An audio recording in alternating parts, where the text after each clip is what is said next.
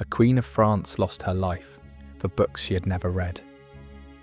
Paris, October 1793. The Revolutionary Tribunal. Its evidence, 126 obscene pamphlets written about the Queen. The hush of a courtroom, the dry rustle of heavy paper, a leather cord untied, the smell of old wood and wax. A man's hands open a thick file. Inside it, a life assembled by strangers. He does not look up. The court has ordered every page read in full. Behind a wooden rail, the Queen sits down. She is calm. She closes her eyes. A chair creaks somewhere behind her, quickly silenced. The man begins to read. It is the third day of her trial. He is reading from a book. The book was printed 12 years ago, by a man who had never seen her, by a man who never would. A basement in Paris. Autumn 1781. Candles low. Hands at a printing press. The smell of ink, of damp paper, of tallow. A smell that does not leave the wood for a century. A line of pages drying on a string. The voice does not break. The Queen listens, her eyes still closed. Her name is Marie Antoinette. She has not read this page. She has not done what it describes. For 7 years of her marriage, she was never alone. And the page he is reading is one of 126. Not one of them is true. Everyone will be entered into evidence. What the court read was not evidence, it was inventory. The oldest page in the prosecutor's file had been printed 12 years before her trial, the newest days before. She had read none of them. She was being judged for all of them. Most stories about Marie Antoinette focus on the cake she never offered, the necklace she never bought, and the husband who lost his life 9 months before her. Here is what they leave out. For 23 years, an underground printing industry, financed by a prince of the blood, her husband's own cousin, produced 126 obscene pamphlets about a woman they had never met. Many of those pamphlets are still kept in a restricted collection at the Bibliothèque Nationale de France in Paris. You can read them today. She never did. For the first 7 years of her marriage, the Queen of France had no private life with her husband at all, a fact documented in her brother's intercepted letters from Vienna. While she had not yet had a single intimate encounter, the pamphlets had already invented dozens. And 8 hours before her last morning, she wrote her final letter, calm, generous, maternal. It was intercepted by the prosecutor who had tried her. It sat in a drawer for 23 years. This is not a story about a revolution. This is a study in how a pre-industrial defamation industry can manufacture a person, and how a manufactured person can be condemned for things she never did. By the time the revolution judged Marie Antoinette, the press had already rewritten her. Before she was accused, she was erased. May 1770, an island in the middle of the Rhine, neutral ground, built specifically for one afternoon. A wooden pavilion of fresh pine, raised in 3 weeks, will be dismantled the same evening. It has 2 antechambers and 1 central room, the Austrian side, the French side, the threshold between them. A girl of 14 walks in from the east. She is Maria Antonia, Archduchess of Austria, youngest daughter of the Empress Maria Theresa. She is the human seal of a dynastic alliance her mother has been arranging since her birth. Every detail of this morning has been written down in advance. Inside the pavilion, the protocol unfolds. Her Austrian maids stop at the door. Her dog stays behind. Her medallion is unhooked from her neck. Everything she carries is handed back to the east side of the threshold. She's given French clothes, French shoes, a French name. She walks out the western door as Marie Antoinette, Dauphine of France. The ceremony is called La Remise, the handover. Maria Theresa had designed it as a ceremonial annihilation. Her daughter must disappear as Austrian completely, so that no one at Versailles could ever accuse her of Austrianism, so that her body, trained from age 5 for exactly this, a body without a biography, would be the seal of a peace no one could question. From this moment onward, she would exist in France only as a constructed figure. She arrives at Versailles 3 weeks later. The wedding takes place on May 16th, 1770, in the Royal Chapel. Her husband, the Dauphin Louis Auguste, is 15. He is shy, he hunts, he does not speak to her at the supper that follows. Their marriage will not be consummated for 7 years and 3 months. And the more they erased her Austrian past, the more France would become certain she was hiding one. A fictional queen was already outperforming the real one. Between May 1770 and August 18th, 1777, 7 years and 3 months, the royal marriage was not consummated. The cause was medical. Historians have argued for over a century whether it was anatomical or psychological. What we can verify is this: Comte de Mercy-Argenteau, the Austrian ambassador, sent dozens of coded reports to Vienna. Most were ignored. In April 1777, Empress Maria Theresa dispatched her oldest son, the Emperor Joseph II, on a secret journey across Europe, disguised as Count Falkenstein, to instruct the young couple personally in the mechanics of reproduction. The intervention worked. The Queen's first child was born 16 months later. But during those same 7 years, the print shops had been busy. By 1779, the first pornographic libelle appeared in London, Les Amours de Charlot et Toinette, attributing to her an invented affair with her husband's youngest brother. By 1789, 20,000 copies of the most successful, the Essai historique sur la vie de Marie Antoinette, financed Robert Darnton, has shown through the Neuchâtel printing archives by a Prince of the Blood, were in circulation. None of these texts described reality, but they were treated as if they did. Every one of them described a sexual life that, at the time of writing, had not yet happened. The corpus today numbers 126 titles by Lynn Hunt's count. They are kept in a restricted collection at the Bibliothèque Nationale de France, called the Enfer, the Inferno. The most successful had a specific format. They were written in the first person, as if by the Queen. You are in Paris in the autumn of 1782.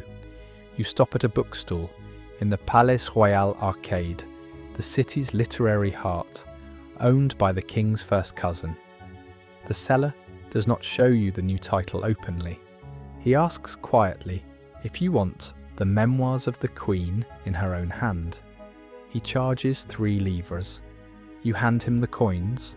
You fold the pamphlet under your coat. You walk 2 arcades down to a cafe. By the time your coffee arrives, you have read enough. You tell 3 friends what you read tonight. They tell 3 more. By Christmas, half of Paris knows the Queen the way you do, and not one of you has met her. Philippe d'Orléans had a plan. The king's cousin, a prince of the blood, financed a literature meant to slowly delegitimize the senior Bourbon line. He intended to be regent of France. The pamphlets were, in his calculation, a tool. Once they were in print, they became a machine. Machines do not distinguish between targets. Once running, they could be turned against anyone, including their patron and the revolution that would inherit them. Historians still debate exactly how much Orléans put in. What we can verify is this: the Palais-Royal arcades sold pamphlets no other district in Paris dared sell, while the king's own censors arrested booksellers 3 streets away for the same content. The immunity was structural. What began as political sabotage became mass identity fabrication. The Queen herself, that same autumn, had just delivered her 2nd child. At some point she stopped being described and started being used. By the mid-1780s, she understood what was being said about her. Marie Antoinette's circle, the Duchesse de Polignac, the Abbé Vermont, the painter Élisabeth Vigée le Brun, had recognised what 20 years of pamphlets had built: a parallel queen, more vivid in the French public's imagination than the real one. The diamond necklace affair of 1785 had made the parallel queen mainstream. By the autumn of 1786, the real queen began to fight back, with the only weapon she had: her body as a public image. Vigée le Brun was the instrument. The painter had been working with the Queen since 1778, more than 20 portraits, most replicated for embassies and ministries. The new commission was different. No jewels, no powdered hair, no formal dress.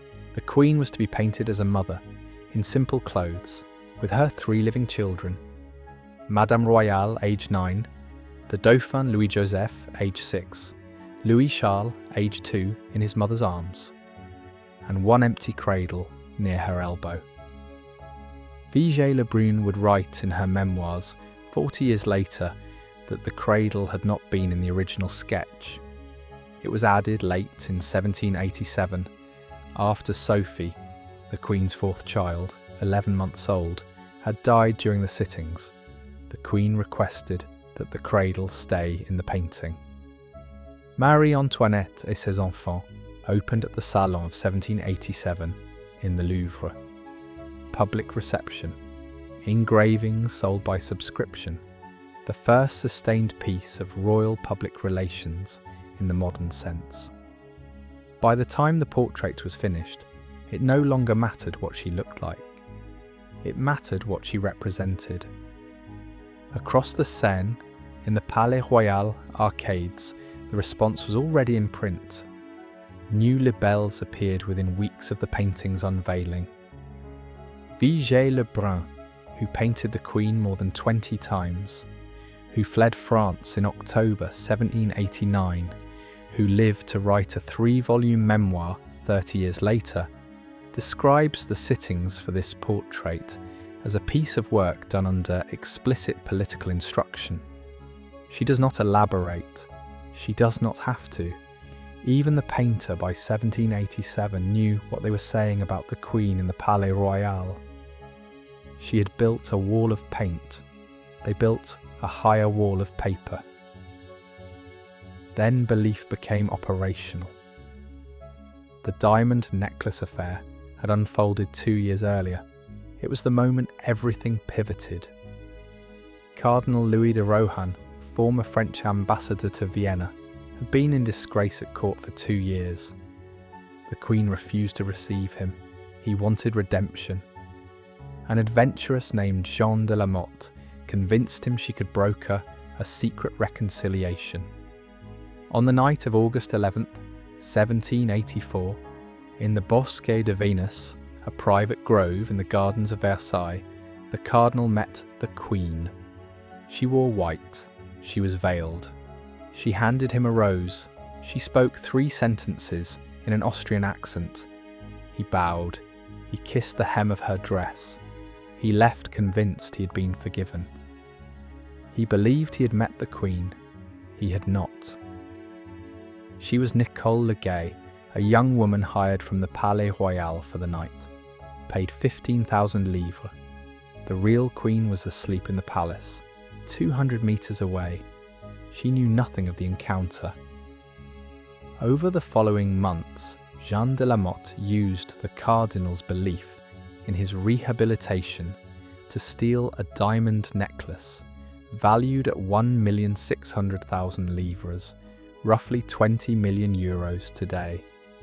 When the fraud surfaced in August 1785, it was already too late.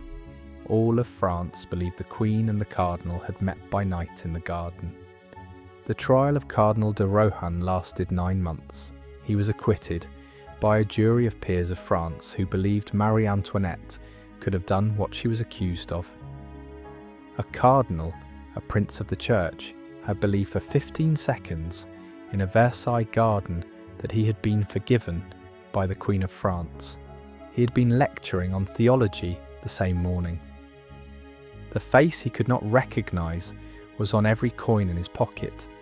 He did not look. He did not need to. He already knew the Queen the way Paris knew her, from the pamphlets he had read. The Queen listening to the verdict from her private cabinet. She had not been permitted to testify, had not been permitted to attend, had not been permitted to write a single letter to the court, closed her eyes. She had closed them once before, 12 years earlier, on the day she first arrived at Versailles. She would close them one last time. She did not know that yet. 7 years pass.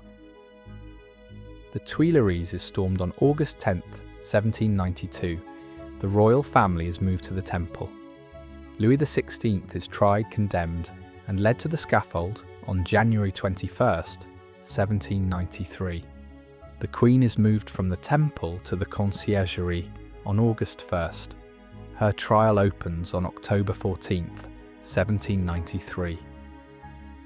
3 days, 3 charges: the depletion of the national treasury, conspiracy against the security of the state, high treason. Witnesses are called, documents are produced, letters to Vienna, household accounts. But running through it all, anchoring the figures, shaping the language, supplying the assumptions, is the pamphlet literature of the previous 20 years. The numbers come from libelles. Accusations are quoted, sometimes verbatim, from prints sold in the Palais-Royal a decade earlier. The pamphlets are not the only evidence, they are the frame. On the second day, Jacques-René Hébert, editor of Le Père Duchesne, the most violent revolutionary newspaper, makes a 4th charge. He accuses the Queen of incestuous relations with her 8-year-old son, Louis Charles, imprisoned separately at the Temple. He produces a statement signed by the boy. The vocabulary of the statement, every phrase, every euphemism, is taken verbatim from libelles printed in 1781, before the child existed. No Queen of France had ever faced this charge in a court. The accusation came from the pamphlets. The courtroom, full of women from Paris, many of them mothers, holds its breath. The Queen rises. She's not slept in 2 days. She is calm. If I did not respond, it is because nature itself refuses to answer such a charge made against a mother. I appeal to all the mothers who may be here. The hall falls silent. Several jurors look at the floor. Hébert himself looks tense. According to one memoir written 2 years later by the juror Joachim Villatte, a source historians treat carefully because Villatte was writing after Thermidor, Robespierre smashed a plate that evening at dinner. That imbecile Hébert, he just gave her a triumph. But the revolution did not work that way. The verdict had been pre-decided in July, 3 months earlier, by the Committee of Public Safety. The incest accusation was emotional leverage, not legal pivot. The 3 core charges, treachery, conspiracy, treason, rested on the pamphlets. The jury withdrew for 1 hour. The verdict came back unanimous, guilty on all 3. The incest charge was quietly set aside. Hébert had overreached. The machinery did not need him anymore. This was not justice, it was machinery. The sentence was to be carried out the same day. 8 hours. She returned to her cell at the conciergerie at 4:30 in the morning. She asked for paper and ink. She received it. She sat at the small table and wrote 4 pages. She did not eat. By noon, she was led from the conciergerie to the Place de la Révolution. Not in a closed carriage, the kind her husband had been allowed 9 months earlier, but in an open cart. The deliberate class distinction was the prosecutor's. A queen treated as a common criminal, her hands tied behind her back, her hair cut at the nape, her dress white. The journey took 1 hour through Paris. Crowds lined the streets. Jacques-Louis David, the painter of the Revolution, the Jacobin who had voted for the king's condemnation, the future author of The Death of Marat, watched from the window of a friend's house on Rue Saint-Honoré. He had a pencil. He drew her in profile, hands tied behind, head straight, eyes open. The sketch exists today at the Louvre, the only living image of the Queen from the last hour of her life, drawn by a political enemy who could not look away. On the scaffold, she climbed the steps without help. At the top, she stepped on the foot of the executioner, Charles-Henri Sanson, by accident. Her last documented words were a formal apology. Monsieur, je vous demande pardon. 18 syllables. Then she lay down. She closed her eyes, the blade fell. The next morning, in Hébert's Père Duchesne, she would be a monster again. She'd written to her sister-in-law. The 4 pages from 4:30 that morning had been addressed to Madame Élisabeth, also imprisoned, also awaiting trial. The letter is preserved today at the French National Archives in Paris. The handwriting is steady, not tremulous, not pressed. She did not defend herself. She did not mention the accusations. She forgave everyone who had harmed her. About her son, Louis Charles, the boy who had signed the incest statement under his guardian's coercion, she wrote, "I know how much this child must have hurt you. Forgive him, my dear sister." She instructed her son, in writing, never to seek vengeance for her death. The letter never reached Madame Élisabeth. Antoine Quentin Fouquier-Tinville, the public prosecutor who had run her trial 3 days earlier, intercepted the document on its way out of the conciergerie. He placed it in his own files. He did not look at it again. Madame Élisabeth was led to the same scaffold on May 10th, 1794. She had never read the letter. Fouquier-Tinville followed her there the next May. His papers were sealed. For 23 years after she lost her life, the only voice of Marie Antoinette available to the French public was the pamphlets, the fabricated memoirs, the first-person confessions written by men who had never seen her. Her real voice, calm, generous, maternal, sat in a sealed file at a state archive. The truth survived, but no one was looking for it when it mattered. In February 1816, under the restored Bourbon monarchy, King Louis XVIII, her brother-in-law, who had fled France in 1791, ordered the revolutionary archives searched. The Minister Decazes opened Fouquier-Tinville's file. He found the letter. He brought it to the king. The king read it. He wept. For 23 years, the only Marie Antoinette anyone could read was the one in the pamphlets, the one who never existed. Her actual voice sat in a prosecutor's drawer. The prosecutor was led to the same scaffold 18 months after she was. The file sat where he had left it. The machinery she had been ground by did not survive its operators. Hébert, the author of the incest charge, was led to the same scaffold on March 24th, 1794. 5 months after her, same blade, same crowd. Robespierre, who had privately raged at Hébert's overreach, was led there on July 28, 1794. Saint-Just, Cusson, Fouquier-Tinville the following May. By the summer of 1795, every major operator of the propaganda industry that had destroyed her had been destroyed by it. Only the pages survived. They are at the Bibliothèque Nationale de France today, in the restricted Enfer collection. You can request to see them with white gloves by appointment. The letter she wrote at 4:30 in the morning of October 16th, 1793, is preserved at the French National Archives. A 15-minute walk away. You can request to see that as well. They have been 10 minutes apart for over 2 centuries. They wanted a silent seal of peace. They produced the most pamphleted woman of the 18th century, most of it about a person who never existed. The revolution destroyed the Queen, but it could not destroy the version of her it had already created. Marie Antoinette is buried at Saint-Denis. The woman she actually was is still in a folder no one reads.